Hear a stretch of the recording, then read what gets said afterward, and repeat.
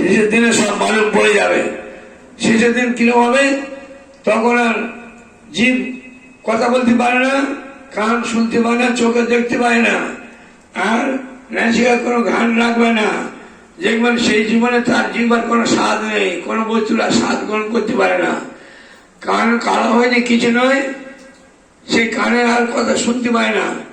মৃত্যুকালে যখন দেখতে গেলেন তখন মরিনি যন্ত্র আছে, তখন জিজ্ঞেস করেন, ও ঠামা কানে শুনতে পাচ্ছ?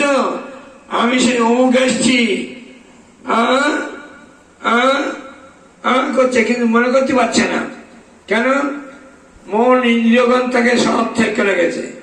ইন্দ্রিয়গণ শুনতে পায় কখন?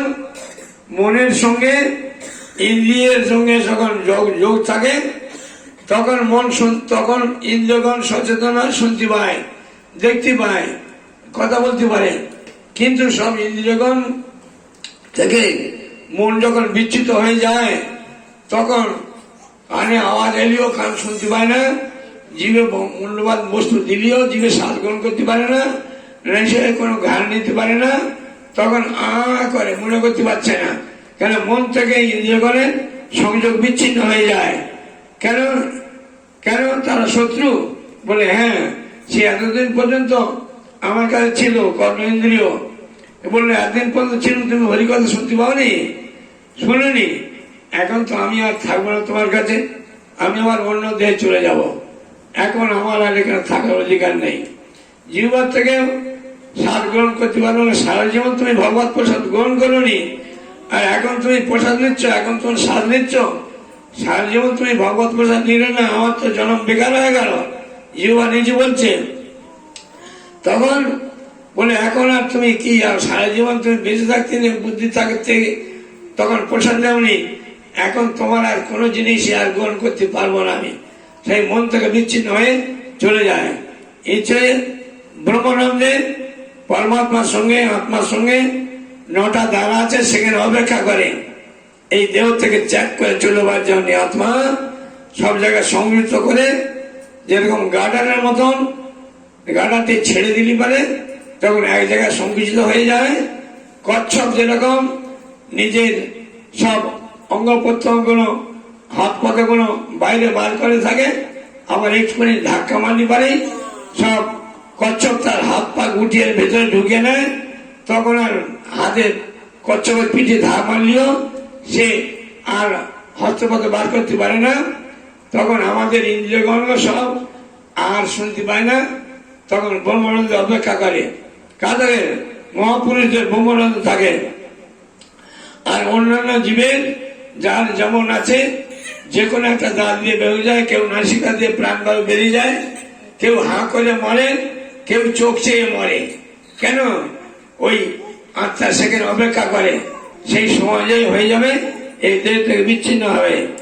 আর 24 ঘন্টা পর্যন্ত সেই দেহের চারিদিকে সে ঘোরে। আত্মা থেকে দেহ থেকে যখন বেরিয়ে যায় 24 ঘন্টা পর্যন্ত তার দেহের চারিদিকে ঘোরে। আর আত্মা তখন বলে, আমি এদেরকে এত কান্নাকাটি করছে বলে আমি বলি, সান্ত্বনা দেই যে তোমরা কাঁদছো কেন, এই তো আমি রয়েছি, কিন্তু আমার কথা কেউ শুনতে পায় না, কেউ আমার কথা শোনে না, বোঝে না। তখন আমি 24 ঘন্টা পরে আর দেহের মধ্যে থাকার চেষ্টা করে, যখন বিফল হয়ে যায় আমি দেহ থেকে বেরিয়ে তখন চলে যাই। দেহ থেকে বেরিয়ে যখন সেই আমার ধামে পৌঁছবো তখন আমার যেতে 13 দিন সময় লাগে। সেই জন্যই শাস্ত্রে সাধারণত বলেছে 13 দিন পর্যন্ত আমাদের অসহ্য পালন করতে হবে। সূর্যের পক্ষে সেগুলো 1 মাস, এখন প্রচলিত নিয়ম হয়ে গেছে 13 দিন, ব্রাহ্মণদের 11 দিন।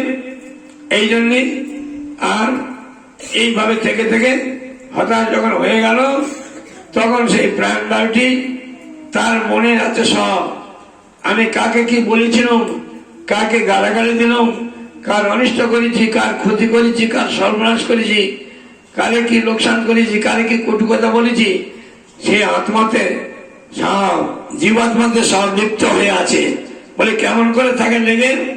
বলে বাধা যেরকম ফুলের গন্ধ এক ফুল থেকে আর এক ফুলে নিয়ে যায়, সেরকম বায়ুর মতন সে গন্ধটি, গন্ধ মানে সেই সংস্কার, তার যাকে সেই সংস্কার মুছে যায় না, সে তোই ওই আত্মা জীবাত্মার সঙ্গে লিপ্ত থেকে তখন চলে যায়, এই ব্রহ্মাণ্ড ছেড়ে অন্য লোকে চলে যায়।